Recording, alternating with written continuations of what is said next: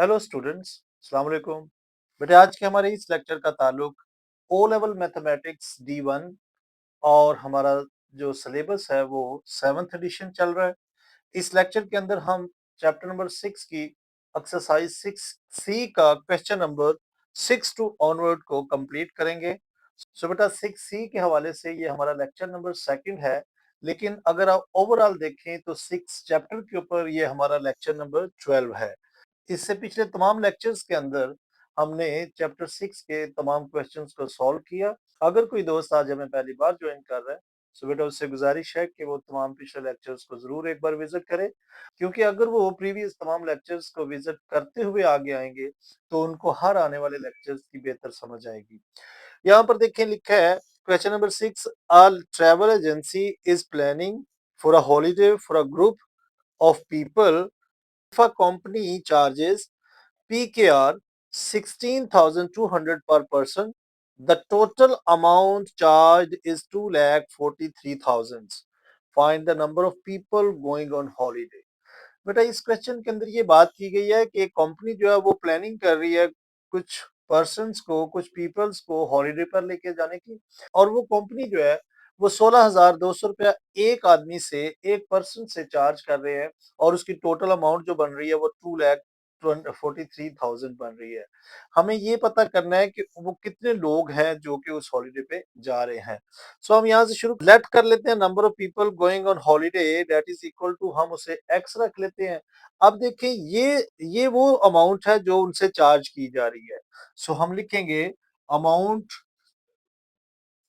Amount to be charge to be charge per person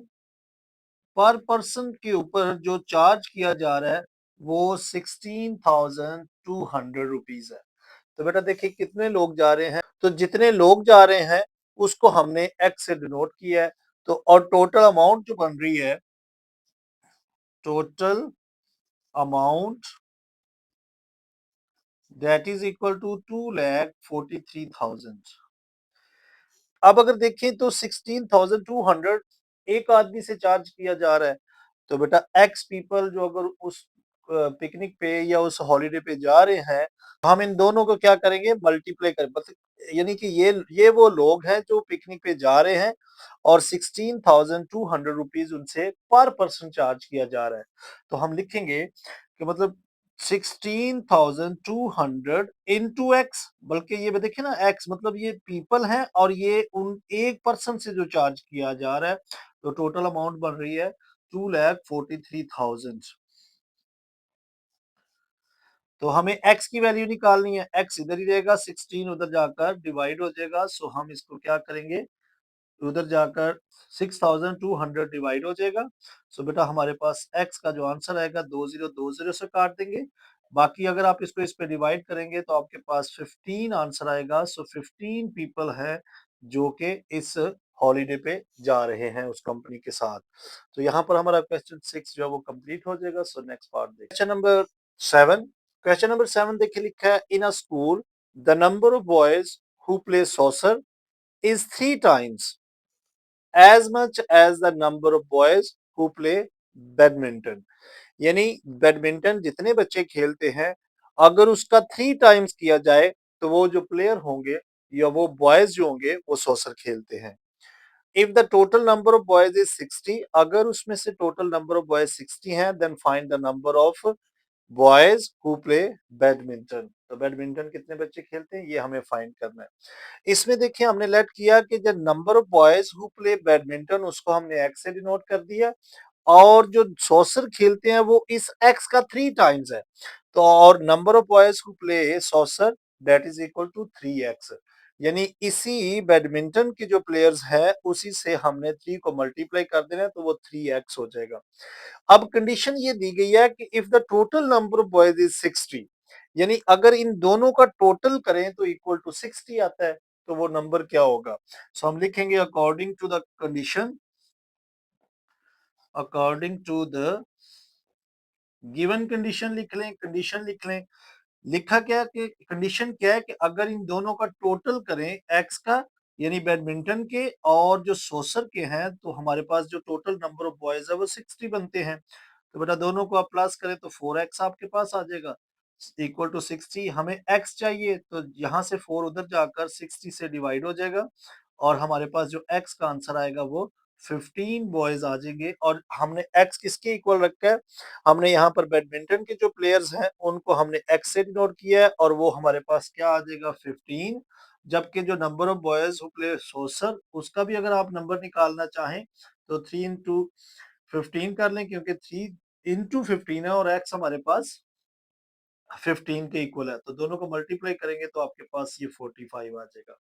so लेकिन हमें तो just इस बैडमिंटन का आंसर चाहिए, तो वो हमारे पास 15 आ जाएगा। सो यहाँ पर क्वेश्चन 7 जो है वो कंप्लीट हो जाएगा। सो नेक्स्ट पार्ट देखिए। सो बेटा क्वेश्चन नंबर 8 और क्वेश्चन नंबर 9 ये आपके सामने लिखा है, देखिए लिखा है the sum of half of a number and 49 is 2 upon 1 by 4 of a number, find the number. यानी इस क्वेश्चन में ये लिखा है कि सम करें अगर हाफ ऑफ अ नंबर और 49 का, तो ये नंबर हमें हासिल होता है। तो नंबर क्या होगा, हमने इसमें लेट कर लिया है कि दैट नंबर इज एक्स। हमने क्या है कि वो फॉर एग्जांपल हम उस नंबर को इक्वल टू एक्स रख लेते हैं।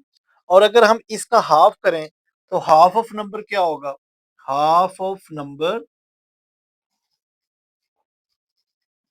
That is equal to 1/2 x, ये इसका हाफ हो गया। अब कंडीशन क्या दी है, according to the condition, according to the condition लिखा यह है कि अगर हम इस हाफ नंबर का और 49 का सम करें तो हमें हासिल होता है 2/1/4 और इसके साथ भी आप एक्स लिखेंगे क्योंकि ये नंबर हमें हासिल होता है। देखिए ना लिखा है कि 49 होता है किससे, अगर सम करें हाफ ऑफ अ नंबर, तो देखिए बेटा हमने इस नंबर का हाफ किया 1/2, यानी इसी नंबर को 2 पे डिवाइड करेंगे तो हाफ हो जाएगा 49 का, और अगर इस नंबर का सम करेंगे तो ये नंबर हासिल होता है। तो यहाँ पर आप एक तो इस मिक्स फ्रैक्शन को ब्रेक करके आप फ्रैक्शन में लेकर आए, दूसरा इस नंबर को उधर ट्रांसफर कर दें या उसे इधर ले आए, एक ही बात है। तो 49 इधर ही रहेगा, ये नंबर उधर जाएगा। सो देखें 4 2 जार 8 और एक 9, 9/4x, और ये नंबर इधर देखें प्लस का उधर जाएगा, सो 1/2x माइनस हो जाएगा। तो बेटा यहाँ दोनों का आप एलसीएम ले लें, 4 आ जाएगा। 4 का टेबल 4 पे 1 पे आएगा, सो 9x एज इट इज। यहाँ माइनस है, माइनस 2 का टेबल 4 पे लेकर आए तो 2 पे आएगा, सो 2 2 जार 4। सो 2 को ऊपर हम मल्टीप्लाई कर देंगे, सो 2 1 जार 2 आ जाएगा इक्वल टू 49। अब आप इस 4 को इधर लेकर आए, 49 के साथ ये मल्टीप्लाई हो जाएगा और इक्वल टू देखें इन दोनों को माइनस करेंगे तो 7x आ जाएगा। और यहाँ से हम इसे मल्टीप्लाई करेंगे तो हमारे पास 196 आ जाएगा इक्वल टू 7x। और x का हमें आंसर चाहिए, 7 इधर आकर डिवाइड होगा क्योंकि उधर वो मल्टीप्लाई हो रहा है। सो x हमारे पास जो आ जाएगा answer, x is equal to 28 आ जाएगा। देखिए 7 2 जार 14 और 7 8 जार 46 आ जाएगा, पूरा पूरा नंबर हमारा यहाँ डिवाइड हो जाएगा। क्वेश्चन नंबर 9 में देखिए लिखा है when a number is multiplied by 4 before subtracting from 68 the result obtained is 72, find the number. यानी यहाँ ये है कि अगर एक नंबर है उसको मल्टीप्लाई किया गया है 4 से और फिर उसको सब्ट्रैक्ट करना है आपने 68 से। तो बेटा देखिए हमने इसमें लिखा कि फॉर एग्जांपल वो नंबर x है और इसी का 4 टाइम्स क्या होगा, 4 टाइम इसका हो जाएगा 4x। अब आपने क्या करना है, इसको 68 में से सब्ट्रैक्ट कर देना है। देखिए मल्टीप्लाई किया गया number is multiply by 4 before subtracting from 68। अब आप इसके अंदर से अकॉर्डिंग टू द कंडीशन लगाएं इसके साथ, अकॉर्डिंग टू द कंडीशन, यानी यहाँ ये कंडीशन दी गई है कि 68 में अब आपने इसको पहले 4 से मल्टीप्लाई करना है, अब 68 में से इसको माइनस करेंगे तो हमें जो नंबर हासिल होता है वो 72 आता है। तो बेटा यहाँ पर देखें -4x इधर ही रहने दें, 72 के साथ ये नंबर उधर जाएगा, माइनस हो जाएगा 68। सो -4x इक्वल टू हमारे पास देखिए इन दोनों को माइनस करेंगे तो +4 आ जाएगा। x निकालना है तो x यहाँ से 4 उधर जाकर 4 के नीचे -4 डिवाइड हो जाएगा, सो 4 4 से cancel, so x is equal to -1 हमारे पास इसका भी आंसर आ जाएगा। सो यहाँ पर हमारा क्वेश्चन 8 और 9 कंप्लीट हो चुका है। सो इसी के साथ नेक्स्ट पार्ट देखते हैं। इसी के साथ क्वेश्चन नंबर 10, ये आपका एक इम्पोर्टेंट पार्ट है। देखिए लिखा है a man is 6 times as old as his son. इस क्वेश्चन में लिखा है एक आदमी की एज जो है उसके बेटे से 6 गुना ज्यादा है। 20 years लेटर, 20 साल बाद, the man will be twice as old as his son. यानी 20 साल बाद उसके बाप की, यानी बाप की एज जो है वो बेटे की एज का डबल हो जाएगी। Find the age of the man when his son was born. यानी उस आदमी की एज क्या होगी जब उसका बेटा पैदा हुआ होगा। सो बेटा इसमें लेट किया हमने, सन एज जो है वो एक्स है और उसके फादर की एज को देखिए ना 6 टाइम है, तो हमने उसी की एज का 6x कर लिया है। अब आफ्टर 20 इयर्स देखें, अगर आज उनकी एजेस ये हैं तो आफ्टर 20 इयर्स 20 साल वो इसमें ऐड हो जाएंगे। तो आफ्टर 20 इयर्स हम लिखेंगे सन्स एज, वो हो जाएगी x प्लस 20। यानी अगर आज बेटे की एज अगर x है तो आफ्टर 20 इयर्स उसकी एज के अंदर 20 साल और ऐड हो जाएंगे। और उसके जो फादर्स की एज है, फादर्स एज क्या हो जाएगी, उसके अंदर भी 6x के अंदर भी 20 इयर्स प्लस हो जाएंगे। आफ्टर 20 इयर्स दोनों की एज ये बन जाएगी। अब आप ये देखें कंडीशन यहाँ पे ये दी गई है कि after 20 years the man will be twice. जो भी आदमी की एज होगी वो इसके बेटे का 2 गुना होगी, ट्वाइस होगी उसकी। यानी यहाँ पे हम लिखेंगे अकॉर्डिंग टू द कंडीशन,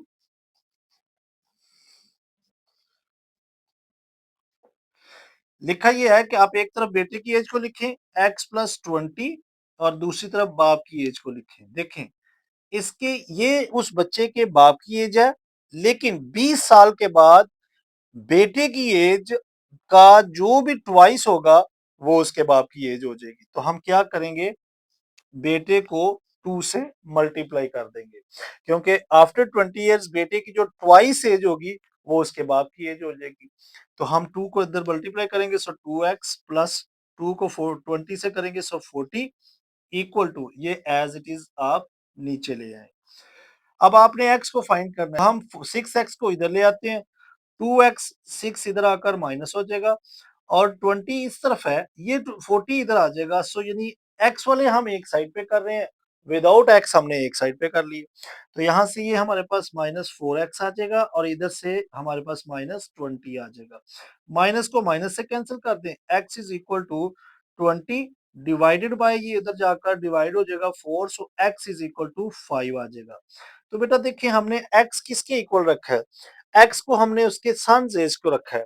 तो हम ये लिखेंगे सन्स एज क्या होगी, सन्स एज जो कि x है और x is equal to 5 years आया, बेटे की 5 इयर्स है अब प्रेजेंट एज जो भी है, और उसके फादर्स की एज क्या बनती है, यानी फादर्स एज या मैंस एज लिख लें एक ही बात है।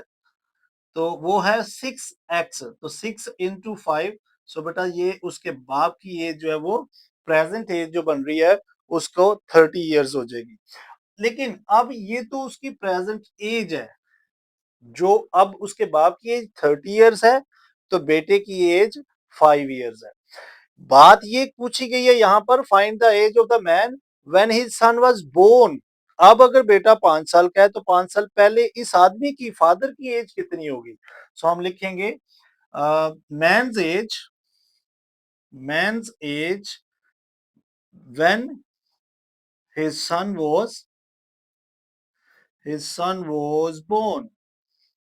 तो बेटा आदमी की एज जब उसका बेटा पैदा हुआ होगा तब क्या होगी, अगर उसकी प्रेजेंट एज 30 है तो बेटे की एज को निकाल देंगे, सो तो 25 इयर्स उसकी तब एज होगी।